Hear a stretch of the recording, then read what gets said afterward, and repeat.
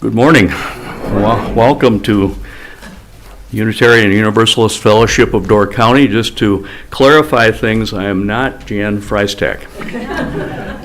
So Jan and her family were called out of town to a death in the family down in Illinois. So we think about them today as they're down there. So our fellowship is not a place, it is people. And our fellowship is not only a pretty building with beautiful gardens, but rather it's people proclaiming to the world that we are here for the work of healing and for justice. Our fellowship is not walls built of stone and wood, but rather person linked to person, linked to person, all ages and genders and abilities. A community built on the foundation of reason, faith, and love. Our fellowship is not just a set of doors open on Sunday morning, but the commitment day after day and moment after moment of our hearts, creaking open the doors of welcome to the possibility of new experience and radical welcome. Our fellowship is not simply a building, a steeple. Wait, we don't have that, do we? And a pew, we don't have those either. Our fellowship is the gathering together of all the people and experiences and fear and love and hope in our resilient hearts, gathering however we can to say to the world, welcome, come in, lay down your heartache, and pick up your hope and your love. For the fellowship is us, each and every one of us together, a beacon of hope to this world that so sorely needs it. So, whoever you are, wherever you are on your life journey, we welcome you all today as we come together. Just a couple of announcements before we start the rest of our service. We have a tradition of asking visitors who are joining us for the first time, or people who haven't been here for a while, to stand up and introduce themselves if you feel comfortable. So I would ask if there's anybody that fits that category, if you'd like to introduce yourself, we'd welcome that. Yes. Hello, my name's Austin. I'm in Door County for the summer, and I wanted to get involved in the community and hopefully find somewhere to sing. Wonderful. Okay. Sign them up. Thank you. Thank you. Nice that you're here. Oh, yes. Hi, I'm Carol Porter. I live in Gills Rock with these guys from Gillsville. And I'm going to be here afterwards to give an AED familiarization. Okay. So here to echo amen. Okay, great, welcome. Anyone else? Okay.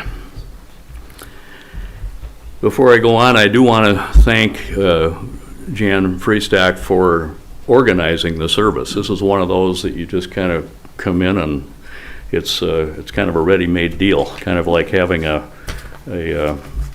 pre-made dinner or something like that, but it's all of the readings and so forth. She had the readings and songs all picked out. So we have if you have any other announcements, if you could please raise your hand and Terry will come around with a microphone.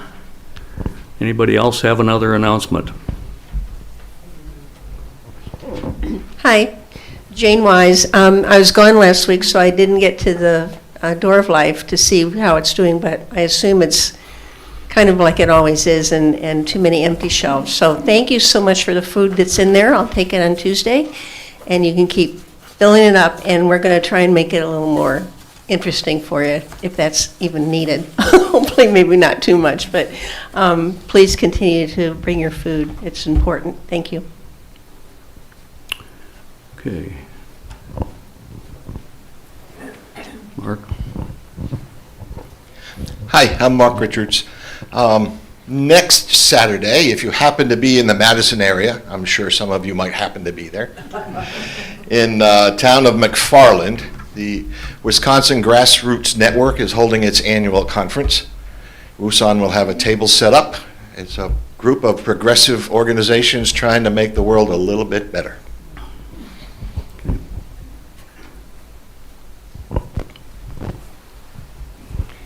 Good morning, Cindy Nelson with the Caring Committee. It is on the back of your order of service, but just a reminder that this Thursday is our first try at a coffee and conversation. We had been asked by numerous members to try to get people together just to share their concerns and to be one with each other. So we would like you to sign up so that we know how much coffee and goodies to have ready for you. So the sign up is in the foyer. Thank you. Anyone else? Okay, thank you. So just a few other items before we begin to the service today. Please remember to silence phones if you have one with you here before we go on any further. If you're having any difficulty at any point hearing what's going on up here, please raise your hand and we'll try to correct that so you can hear. Following today's service, please join us for refreshments in the gathering room. And when you hear this bell rung 3 times, is your chance to return here for some training. Instead of a talk back today, we'll have the opportunity for you to receive some training in AED and maybe a little CPR with Carol Forner, and we're glad to have Carol with us. Carol is our community CPR program coordinator, and we welcome you here today, and we're happy that you're with us.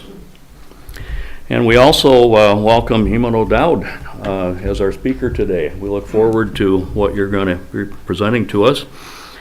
Heman was a career lieutenant, firefighter, and paramedic, and has a legacy of leadership in technical rescue and fire service reform. He's a former union president and charter member of the Illinois Firefighters Association Consolidation Committee. He also co-founded 9/11's Bravest, a nonprofit created to support families of firefighters who lost their lives in the September 11th attacks.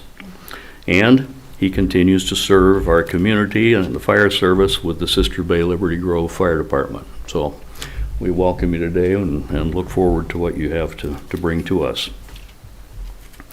We begin the morning by lighting our chalice, and the reading I have before that is a little different than normal. It's really a meditation. So I would invite you to close your eyes if you wish, because I'm going to guide you through some breathing in and breathing out. Maybe the first couple of times breathing in through your nose and breathing out through your mouth, and then you can go back to breathing in through your nose and out through your nose, whatever works. Okay. So, again, you're invited to close your eyes if you wish.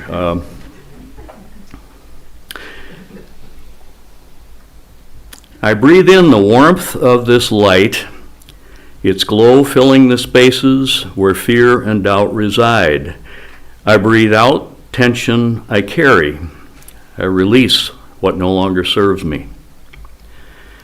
I breathe in the strength of our community, a sanctuary of diverse voices and shared purpose.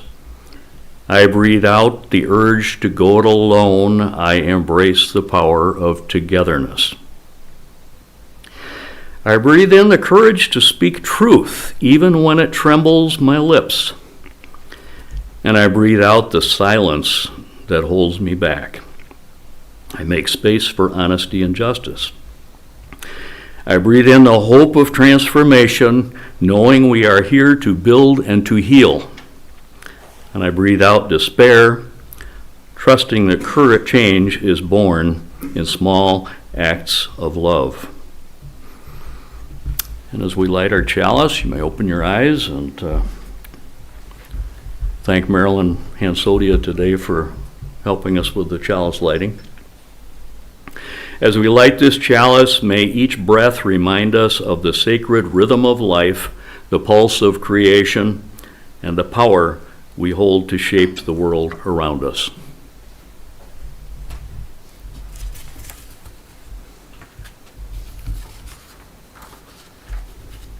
And now we'll join in singing hymn number 1028 in your blue hymnal. And ask you to stand if you're comfortable, and Beth is going to play through this one time before we start to sing it.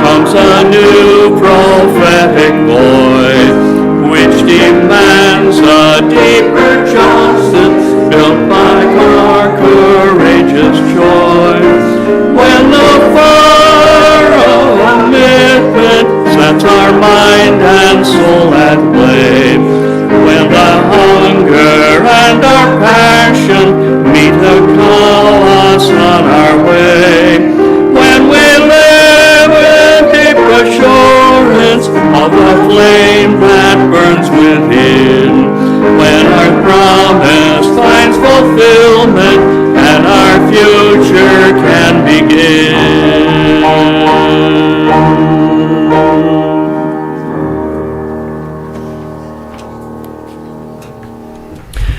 We gather together to seek knowledge and wisdom, to explore freely the vast reaches of mind and spirit, to celebrate within a caring community those truths, ancient and modern, which give meaning and direction to our lives. Of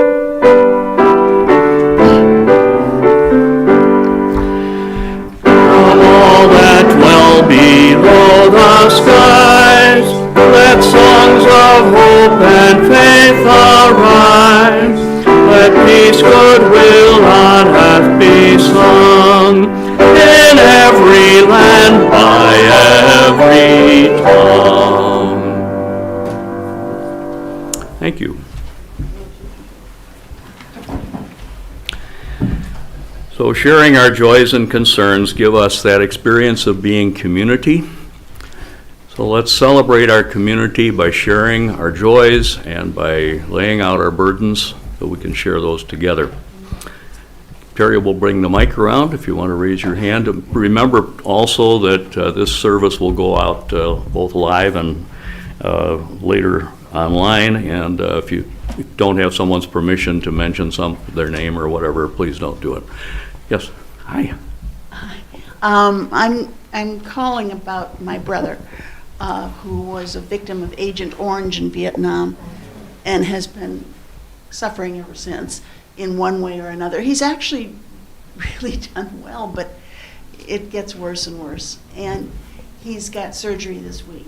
And again, it's one of those, is it going to be a miracle? Is it going to be not?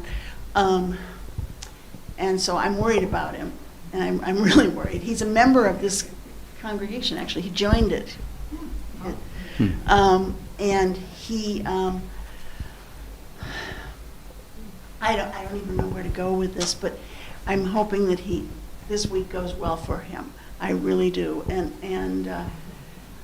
he's a brilliant young, he's not young. He's my age, oh my God. That's him. No, it's not anymore. Anyway, so I just wanted you to know that there is a member here who is really actually suffering from Agent Orange. And he's not alone. There are a lot of people that... What's his name? Bill Borchert. And where does Bill live now? Right now, he's been living for a while. My whole family's over in Minnesota. They don't know any better. Yeah, I thought he was. And so, no, he found a place to live with very nice people and very supportive in Osceola, Wisconsin. Okay. So it's a pretty town and it's a nice place, and that works for him. It's just Okay. fine. Thank you. But he does use the VA in St. Paul, Minnesota. And one of the reasons I wanted to say something, and I almost forgot to say it, is all this talk that's going on about cutting VA and services and cutting this and cutting that. It's scary. It's very scary if you are signed up to get these services and could lose it in a breath, in a minute. And so that's what I'm just hoping that they don't mess with veterans. I don't want them to mess with anybody, but I'd really hate to see them mess with veterans. Okay, thank you. I'm sorry. Okay. Thank you. Marilyn Hansodia with yet another joyful report on the Smythes. They will be leaving on May 14th to go to Ireland. So I think that encapsulates all the good news that we have to spread about her condition. She still has some cardiac issues, obviously, but has full permission to carry on and do the trip. So keep the good thoughts going.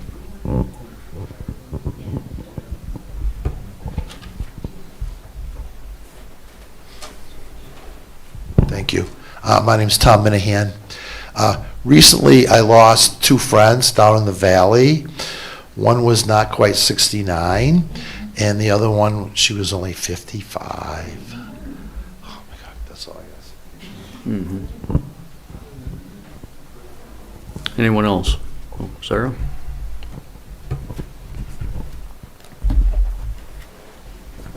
I am so grateful for our guests for today's message, and it might be kismet, because on Thursday at 7 p.m., I realized that today is International Firefighters Day. Completely unplanned. And we celebrate that we have an AED unit. And y'all might know the history, but if not, our first AED unit was fundraised by Helene Knows a Story, our founding member, a soup sale by mahjong players. And back then, that AED unit cost $400. Well, we had to replace that AED unit, and I wish it was those prices again. But nonetheless, we are very grateful to have it, and so grateful for Carol, who will join us during the talk back so we can make the best use out of this amazing life-saving device we have right here. Okay. I had sovereignty yesterday in the Kentucky Derby Cornerstone Pool, and I won $220. That will help pay for part of the AED, obviously.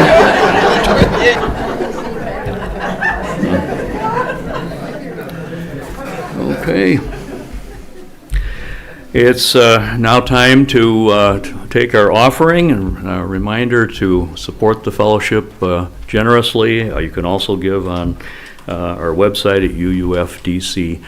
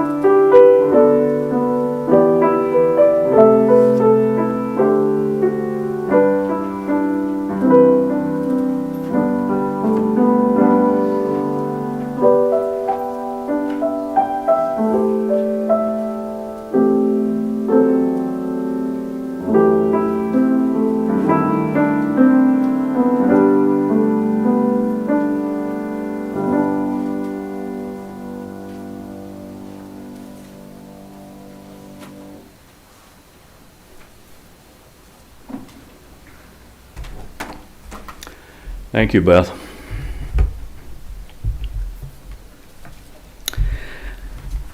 Now it's time for our joys and it's time for our moment of quiet.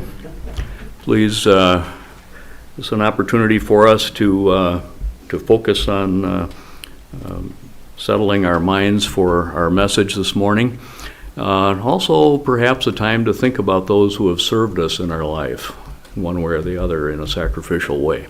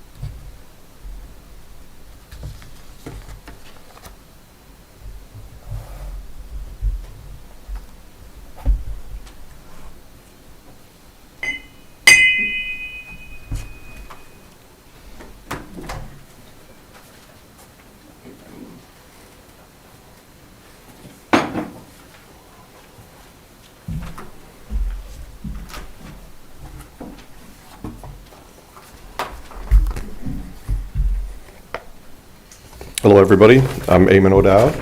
Welcome to International Firefighters Day. Like Sarah said, that was unplanned, but was it, is my question. You know, we can make all the plans we want, and sometimes not making plans is the best thing we can do. We don't know what's going to happen often, and but am I prepared for it? That's kind of the story of being a first responder. Am I prepared for what might happen next? Is the ground fertile? Am I trained? Am I willing? Is my family willing? Is my family willing to not get mad or frustrated when I leave the dinner table on a holiday? I'd like to thank Bob for stepping in and being our service leader. Bruce for the idea of doing the AED training, and it just by coincidence, there was a speaker meant to speak today, and when they weren't able to make it, he coordinated with Carol to make today the day for the training. And then Sarah's idea to ask me, I'll just say I think she's oversold me, so I'm going to get that out there right now. And then Beth for her participation and everybody else that makes this work. Last night I videotaped myself doing this, and I decided it was too dry. And I decided that isn't me, that's not the fire service, so I'm going to go off script a bit. And in that, what you're going to get is more of my passion about the fire service. Probably more anecdotal stories as well. They'll be my stories mostly because we're live, and I don't want to share others. So I did have a 30-year career in the fire service. I was used to talking to young people, used to talking to older people at senior centers, negotiating contracts. During recessions, we came up with the Associated Firefighters of Illinois. We were watching service reductions. And when you see service reductions, what often happens is it starts at the bottom. And we said there's a better way to do this. We think we can eliminate some of the people at the top. We think we can consolidate fire departments together and leave the service structure at the bottom intact so that the people that are getting what they need are still getting what they need. But the other component of that is, are in fact the people that are doing the job, how are they being supported? When you take away their coworkers and they have to do more with less, that's a very stressful situation.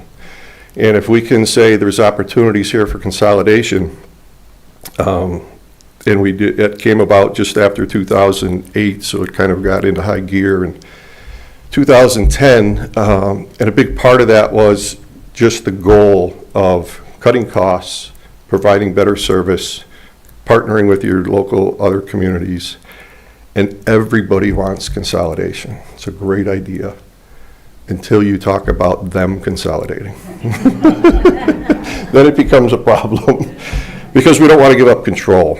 And I tend to just want to come back to, you know, we can control all we want, but not controlling led to me being here today on International Firefighters Day, giving a talk about first responders. So primarily I'm going to talk about paramedics and firefighters because that's my expertise, and but a little bit of history. There was as much risk with fire as a component of war as there was a threat to society. It was often used as a way to conquer, and as a result, your original fire brigades were all military orientated for their own survival, for the survival of the kingdom and country.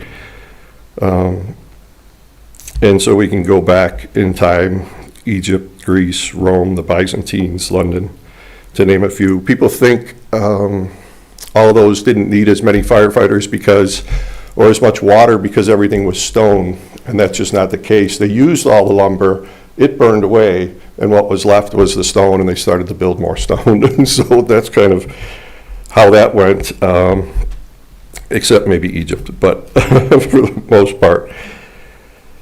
But in that history, there was a commander for the Roman army, and That commander participated, it is said, in conflagration of cities as part of a war tactic.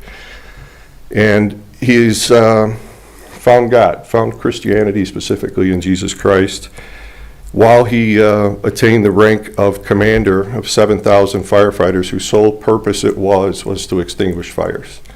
So he rose to those ranks, and then the new Roman emperor came in and wanted to persecute Christians, and wanted to know how come he was not living up to his job and his roles. So today is also the feast of St. Florian. And St. Florian is the patron saint of firefighters. And he was that man that was persecuted and martyred. Another one is the Knights of St. John's. They're from Malta. They were known for not only extinguishing firefighters for the aid, or extinguishing fires for the aid of the military and for those purposes, but they were the first crew that was said to be doing it for the citizens. They were risking their own lives to save other lives, not because they were ordered to by the military, because it was the right thing to do. And when they weren't doing that, they were often very generous. They were providing food, they were providing for travelers, they were going to other countries. And today you'll see is the international symbol of firefighters, the Maltese Cross, and that's from Malta and the Knights of St. John. So I started to say about the less passionate. I wrote this speech last night and then recorded myself doing it. It was so dry, I just like, okay, I have to redo this. And to my shock, I was surprisingly nervous this morning. And I think it's because of that unknown piece I'm leaving to this speech. I know it may get a little sideways. It may be because I'm looking for my spot on the page, and it may not be. It may be because often when I nostalgically talk about this, I'm talking about my own career and memories that I have. The next century, really the 18th, well, I should go back. So the evolution of the American Fire Service, two significant things was Ben Franklin played a significant role and is considered the father of the American Fire Service. He started what was known as the Union Fire Company in Philadelphia. And then the first paid fire service was Cincinnati, 1853. So it was all volunteer until then. In the 18th and 19th centuries, you see more urbanization, more professional fire departments.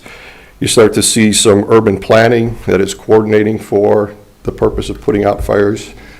At this stage, we're not having any domestic threats of war for the most part, and it's more about, being a benefit to society. But firefighting can be expensive. It's nobody ever gets a reimbursement from firefighting. Maybe they get a discount on their insurance, depending on the quality of the fire service that is around you.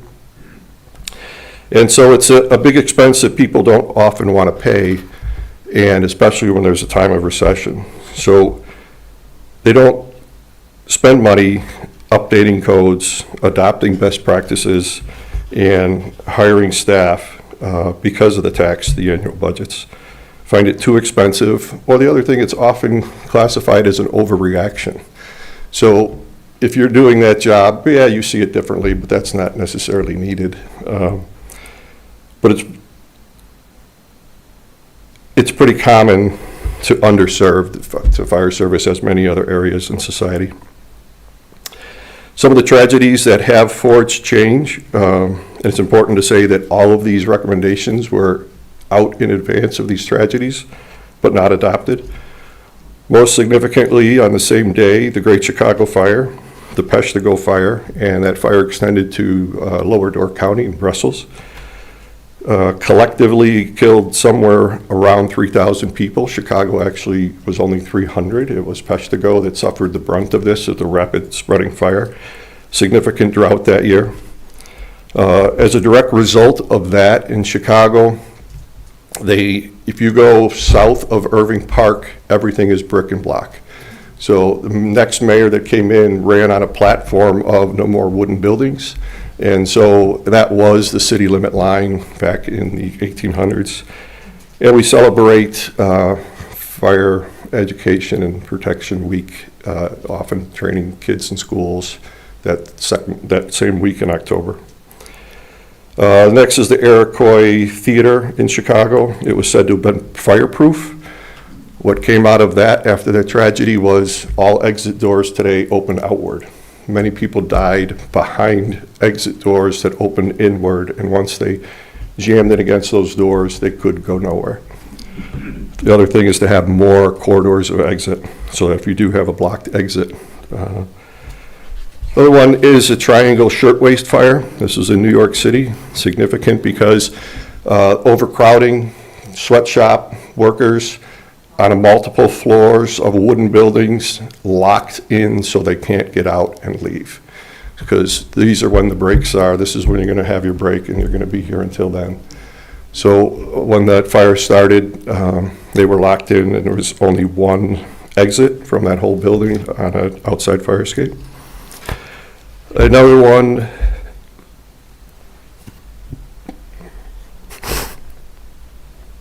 I wasn't alive for this, but it still chokes me up.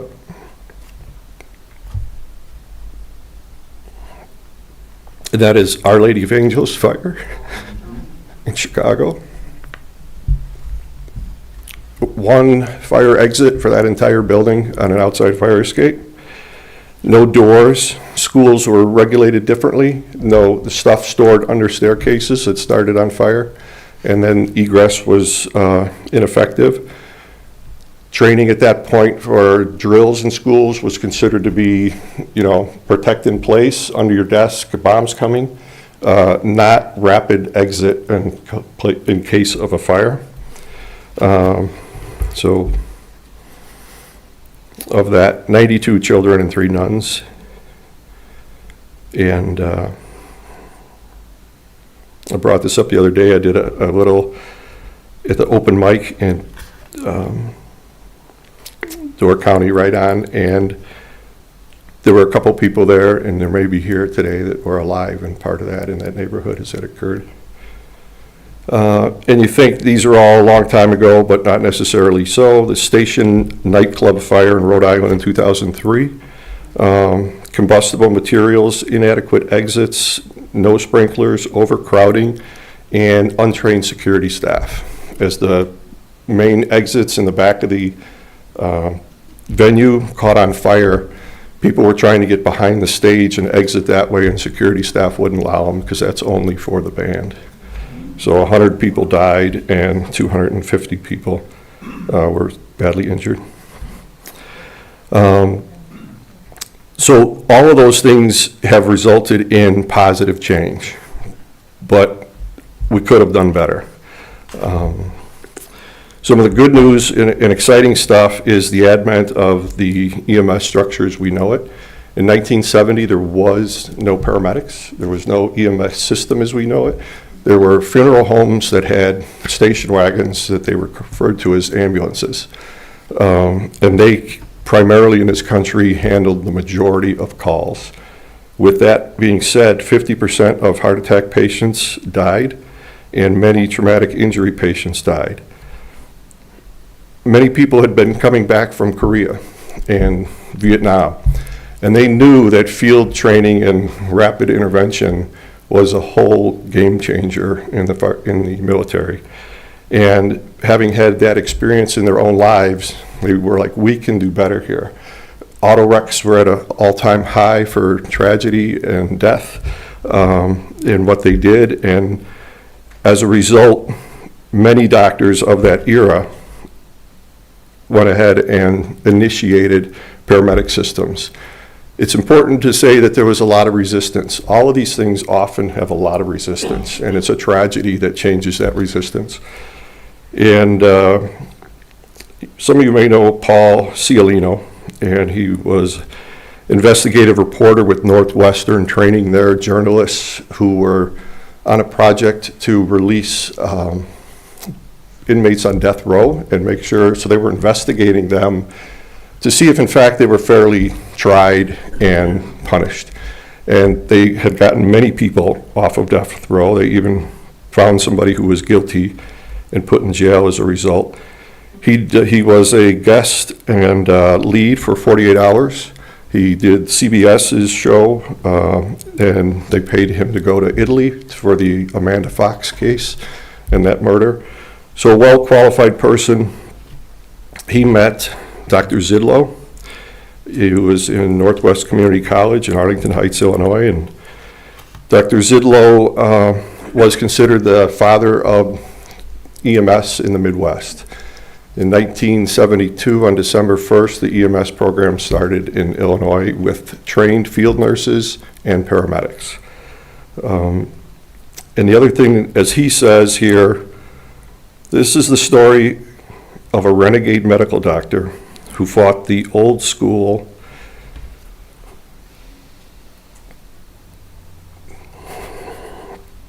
medical establishment, lawyers, and bureaucrats who absolutely did not want paramedic and emergency medical services programs to exist.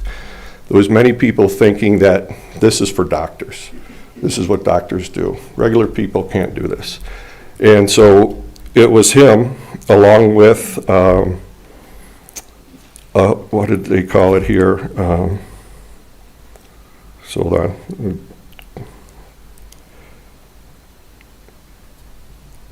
Here we go. And a ragtag band of renegade firemen and fire chiefs, all signed up in the American medicine would never be the same again. So you had all these people coming back from the military, and they knew we could do better. They're watching people die in tragic car accidents, and they knew we could do better. They didn't take no for an answer. And what propelled Dr. Zidlow was not only his military experience, he was a flight doctor supporting the Air Force, but also he was someone who nearly lost his brother to a heart attack, and said, and he had an AED in his car at this point. He's like, I can train people to do this. Initially, it was these fire chiefs and firefighters that were getting trained in Dr. Zidlow's garage. And that was kind of the start of it. And he had to take on the responsibility and the risk for people that didn't want to do this. Today, that since then, the EMS phenomenon is spreading across the country, and in Door County, we have a proud history of having had a professional EMS system since 1975. So it's Door County-wide. It was initiated by the Sheriff's Department in 1970 when they bought their own ambulance. So the Sheriff's Department knew they could do better. We started to see in 73, 74, and 75 some national pushes to make money allocated for training of paramedics. So that combination of auto deaths, military, and young renegade and misfit firemen and fire chiefs were a game changer. They just weren't willing to take no for an answer. They knew we could do better. I'm going to skip over a part and come back to it later. The advancements of today's EMS. It has gone so far, people don't realize if you call and somebody's in full cardiac arrest, the paramedics are not going to load them in the ambulance and go. Outcomes are more successful keeping them on scene and working them thoroughly to the best of their ability. And that's a change that has happened about 4 or 5 years ago, and most systems in the country have adopted it.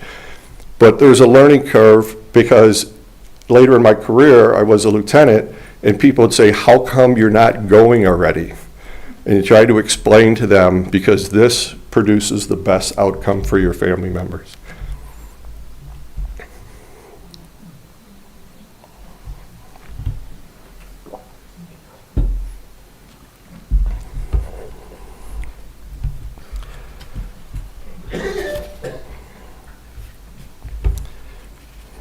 To be on the scene when you watch somebody come back, they call it ROSC, the return of spontaneous circulation.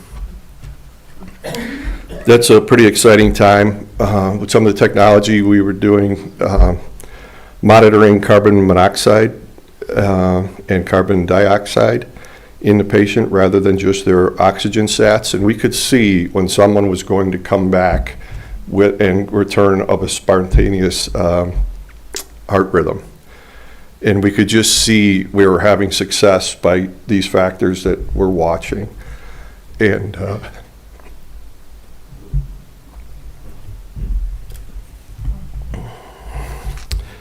it's pretty cool.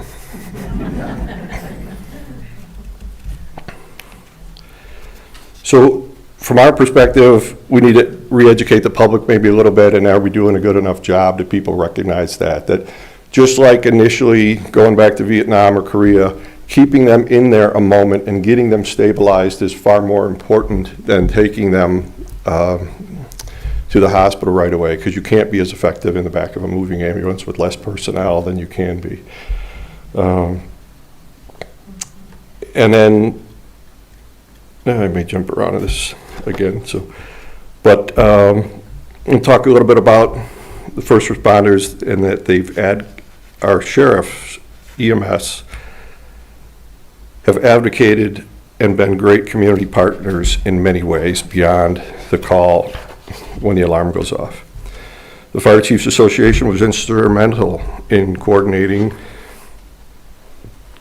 county EMS, Health and Human Services, in the organization and distribution of vaccines, especially during the COVID pandemic. Today, sheriffs and many first responders carry defibrillators as a direct result of Chief Heck's mission, Carol Forner's purpose, my wife Mary Ann helping out with that, and placed maybe 110. Just over 100. Yep, just over 100 defibrillators throughout the county. These defibrillators are being carried by your first responders, by your sheriffs, and by fire personnel, so that when you call, and we recommend you call and don't hesitate, they're showing up before an ambulance often can. They're going to be your neighbors.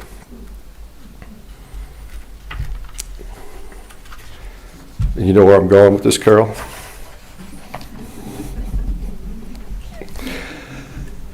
So Carol, who was helping out Chris, supporting the defibrillators for Door County project,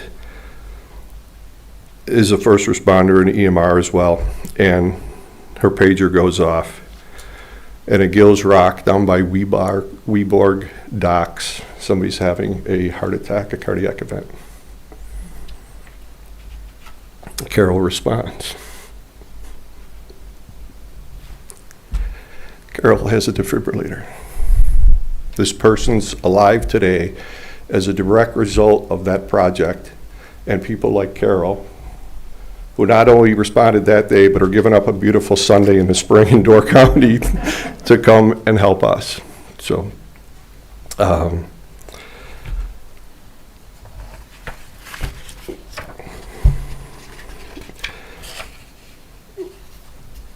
touched on this a little bit, and that is the people that respond and what they give up. So, volunteers, people that are doing this job part-time, deserve, from my perspective, more credit than I do. I was getting paid to do a job. I was getting paid to go to school, and while I often went on my own time and took additional classes, here it's all an avocation. It's, for the most part, everybody's doing this beyond what they are doing to sustain their households, their families, and they're doing it as a direct service to community. But the training is not any less. You don't get to take a pass on the training because you're only doing it part-time.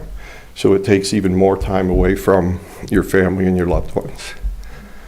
After a career in the fire service, I was carrying a pager, and for the record, my license didn't transfer to Wisconsin, so I was a paramedic for 25 years.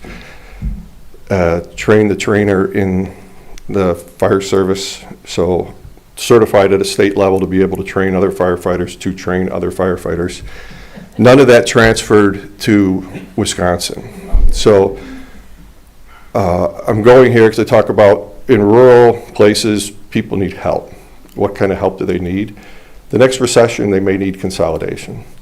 But what they could use now is somebody advocating for them to be able to say, why is it so difficult for somebody who has been a career firefighter to come up here and retire and not be fully certified to give of his service to this community? We're both trained to the same standard, but then there's a third party that's kind of regulating licensing, and it's, well, if I don't get licensed, I have to go take more classes. And the words that Chief Heck mentioned when he sent my documents downstate was, they were very impressed, however. So luckily, at the end of the day, it comes down to the authority having jurisdiction. Many younger chiefs are faced with a concerned set of board members who are wondering what the risks that are taking and is it safe, or they're younger chiefs and they maybe are concerned about somebody like me not having certifications. If you have a older chief who's a little more savvy, they're willing to say, I have total faith in you. I know that you train here with us and you can do whatever it is you can do, and I'm good with that. But that's not the norm. That's a little bit more the exception. And you're going to see that more and more. So what are we doing to support that? And I'm going to have to just come wrap it up here, and I was saving this next part. So I'm going to talk about what you can do and why maybe staying is important here for Carol's training. And that is, it may not be this defibrillator. You may not be here. You may say to yourself, I'm only here an hour or 2 or 3 or 4 a week. But these defibrillators are all over the county.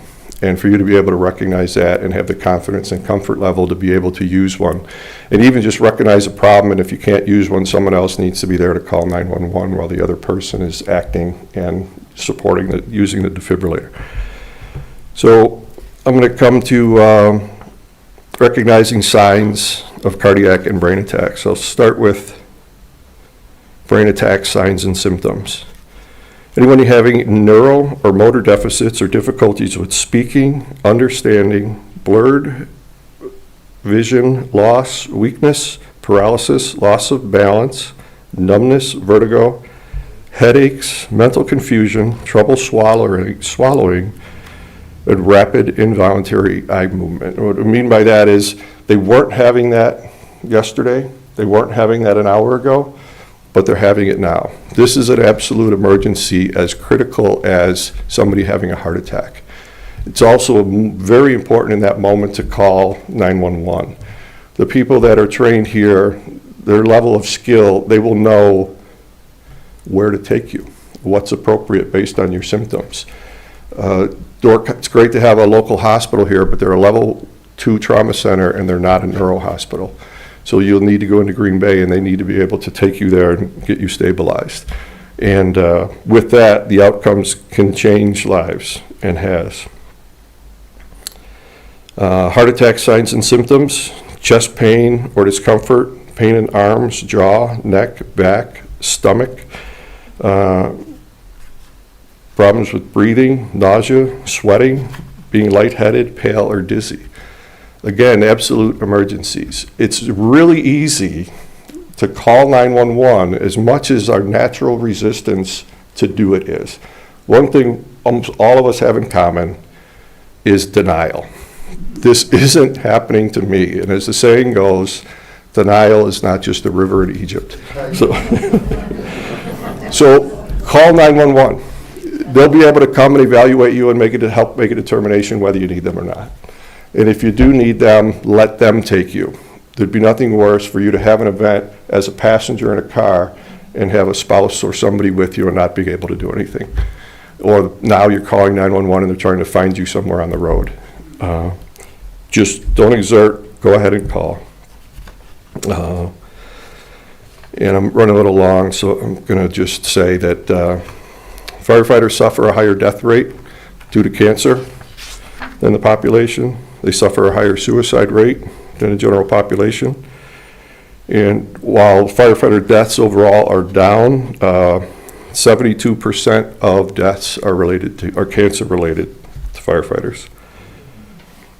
Some of those reasons, and I'm just, this will be kind of the end of it, that There's a lot that still needs to be done in the fire service. The International Association of Firefighters has sued the National Fire Protection Association, who you would think the National Fire Protection Association would be in charge of protecting firefighters, because they're insisting on using PFAs in firefighter gear. The reality is, in the lawsuit, they're saying, how many times are you actively in that hot fire where you need that extreme protection versus how many times are you just wearing the gear and training? How many times are you going on auto wrecks and wearing the gear? So it's, there's still work to be done in the fire service, but at the end of the day, there are people doing the job. And what are they there for? To help you on your worst day, no matter what is going on in their life. They could also be having their worst day, and they're coming to help you. So,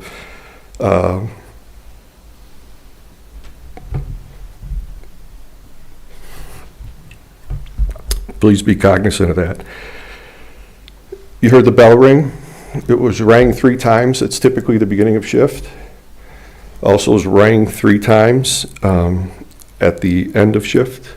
So if you have 2 shifts coming together in a full-time fire department, it would be 3, a pause, and then 3 more. These were always mounted in much larger fashions on the front bumpers of fire trucks. And on the way back from a call, the last thing you wanted to hear was it being rang 9 times.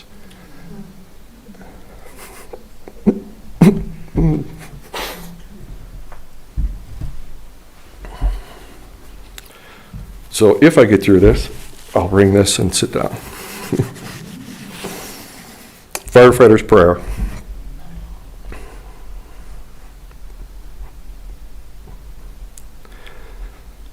When I call to duty, God, wherever flames may rage,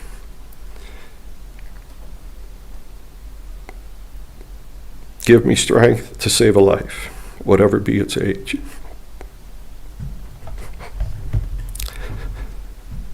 Help me to embrace a little child before it's too late, or save an older person from the horror of that fate. Enable me to be alert, to hear the weakest sound, and quickly and efficiently to put the fire out. I want to fill my calling to give the best in me, to guard my neighbor and protect his property. And if according to your will, I have to lose my life,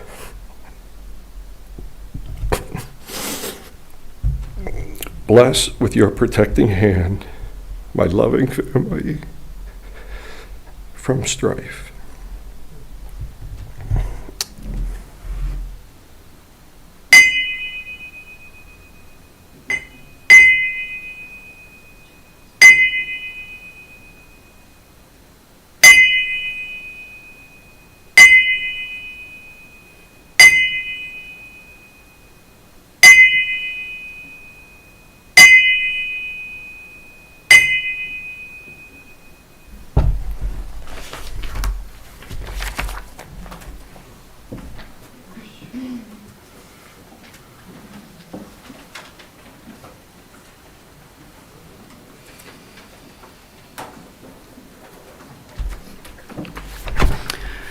Thank you, Eamon. And thank you for a life of service. It's obvious that you've got your heart in it. So let's join in singing hymn number 6, Just as Long as I Have Breath.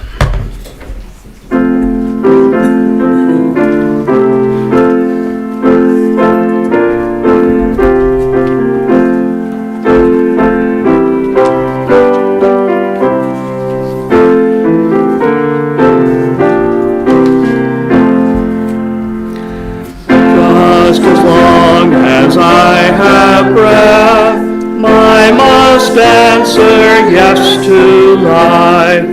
Oh, in vain I may my way, still in hope say.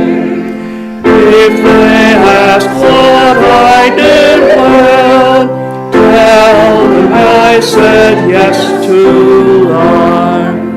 As long as I shall last, I must answer yes to truth. In my dream and in my dark, always that elusive spark. If they ask what I did well, tell them I said yes to truth. Just as long as I have eyes, I must answer yes to love. Disappointment pierced me through, still I kept on loving you. If they ask what I did best, tell them I said yes to love. May be seated. Now we'll extinguish the chalice with these words. As we extinguish this chalice flame, may the warmth of its light remain within us, guiding our steps and our hearts. Let us carry forward the strength of this community, the courage to speak truth, and the hope that transformation is possible. In each breath we take, may we remember that the work of love and justice and healing is ours to continue, both here and beyond these walls. So go in peace with the light of this gathering to illuminate your way.